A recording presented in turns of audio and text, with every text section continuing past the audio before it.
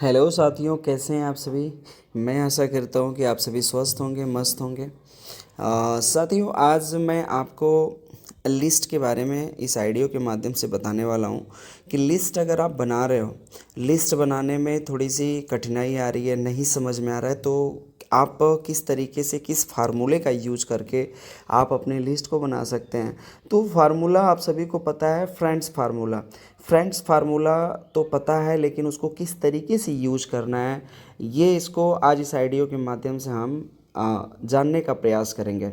और मैं आप सभी को विश्वास दिला रहा हूँ कि फ्रेंड्स फार्मूला आपका बहुत ही कमाल का फार्मूला है, जो आपको लिस्ट बनाने में बहुत ही मदद करने वाला है और लंबी लिस्ट बनाने में मदद करेगा। अगर आप लंबी लिस्ट बना रहे हैं तो फ्रेंड्स फार्मूले के तकनीक से अगर बनाएंगे ना, तो 100% बहुत बड़ी लिस्ट आप बना पाएंगे। आपको पता है कि जितनी बड़ी लिस्ट होगी आपका बिजनेस उतना ही बड़ा होगा। अगर आपके पास लिस्ट नहीं है तो आप अभी नेटवर्क मार्केटिंग में नहीं हैं, तो फटाफट इस फ्रेंड्स फार्मूला का यूज़ करके आप अपनी लिस्ट को बड़े से बड़े बनाने का प्रयास करिए। तो फ्रेंड्स फार्मूला दोस्तों किस तरीके से यूज किया जाता है, चलते जानते हैं। फ्रेंड्स फार्मूला में आपको पता है कि FRIENDS, यानी यफ जो कैपिटल पहला आ रहा है, क्या आ रहा है, यफ आ रहा है। F for friends. फ्रेंड्स मतलब आपके जितने भी दोस्त हैं, जितने भी दोस्त हैं जिनको आप जानते हैं, जिनसे आपकी दोस्ती है, आप सबसे पहले उनका नाम लिख लीजिए अपने लिस्ट में। जी हाँ दोस्तों, जितने आपके दोस्त हैं आप उनका नाम लिख लीजिए। हमें नहीं लगता कि नहीं, आप अपने सारे दोस्तों को अगर याद करें तो आपके दोस्तों की कमी होगी। बहुत सारे दोस्त आपके पास हैं, लेकिन आप अपने लिस्ट में उसको नहीं शामिल किए हैं, तो आप सबसे पहले अपने दोस्तों को अपनी लिस्ट में शामिल करिए। इसके बाद दूसरा होता है रिलेटिव्स। रिलेटिव्स यानी आपके रिश्तेदार। रिश्तेदारों से दोस्तों लिस्ट बहुत बड़ी बनती है। रिश्तेदार, अभी हमारे घर में कोई भी फंक्शन होता है तो हमारे फंक्शन में आप देखते हैं कम से कम 200 से 250, मिनिमम बता रहे हैं, 200 से 250 लोग तो रिश्तेदार एक मतलब इकट्ठा हो ही जाते हैं किसी भी शादी फंक्शन वगैरह में। तो वो लोग हमारे किस दिन काम आएंगे, वो लोग, उन सारे लोगों का लिस्ट आप लिस्ट में अपने जोड़िए और अपनी लिस्ट को बड़ा करिए, ठीक है। इसके बाद रिलेटिव्स में देखिए क्या होता है कि नहीं, कई, अब ऐसा नहीं कि आपके ही रिलेशन के जितने लोग हों, हो सकता है कि जैसे आपके मामा के ससुराल के लोग हो गए, दीदी के जेठान के मायका हो गया, या भैया का ससुराल हो गया, इस तरीके से रिलेटिव्स की रिलेटिव्स, समझ रहे हैं। तो इस तकनीक से आप रिलेटिव्स की संख्या ज़्यादा से ज़्यादा अपने लिस्ट में आप जोड़ सकते हैं। इसके बाद तीसरा जो आता है फ्रेंड में, FR, इसके बाद आता है आई फॉर क्या होता है, आई फॉर इंस्टीट्यूट। यानी आपने अभी तक जो पढ़ाई की, आपने स्कूल में पढ़ा होगा, आपने कॉलेज में पढ़ा होगा, आपने कहीं पे कंप्यूटर क्लासेस किया होगा, या अन्य कोई भी कोर्स किया होगा। उस कोर्स जब आप कर रहे थे उस टाइम, उस दौरान आपके बहुत सारे लोग जानने पहचानने वाले लोग होते हैं। वो लड़कियां भी हो सकती हैं, लड़के भी हो सकते हैं, आपके टीचर भी हो सकते हैं, या आपके साथ जो लोग पढ़ते हैं, पढ़ते थे, उनके गार्जियन भी हो सकते हैं। तो आपका जिनसे जान पहचान हो, आप उनको, जिनको आप जानते हैं, उनका नाम अपनी लिस्ट में आप जोड़ सकते हैं। इसके बाद नेक्स्ट है या ई फॉर एम्प्लॉयज़।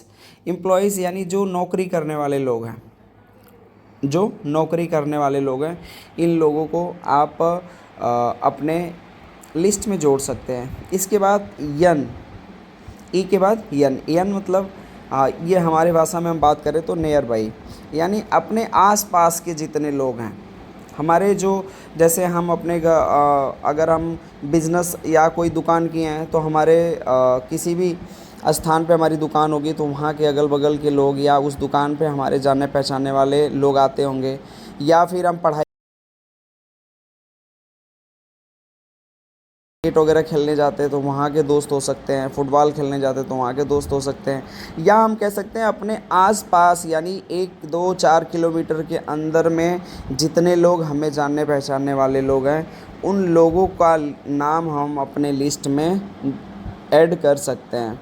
इसके बाद नेक्स्ट है यन के बाद डी, जो डी फॉर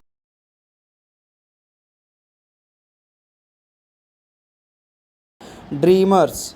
इसके बाद है डी फॉर ड्रीमर्स, यानी जो जिनकी ड्रीम हो, जिनका कुछ सपना हो, जिनका सपना हमसे भी बड़ा हो सकता है कि नहीं, वो अपने जीवन में कुछ बड़ा करना चाहते हैं, लेकिन उनके पास कोई ऐसा प्लेटफॉर्म नहीं है, कोई रास्ता नहीं है, इसलिए वो नाकाम है।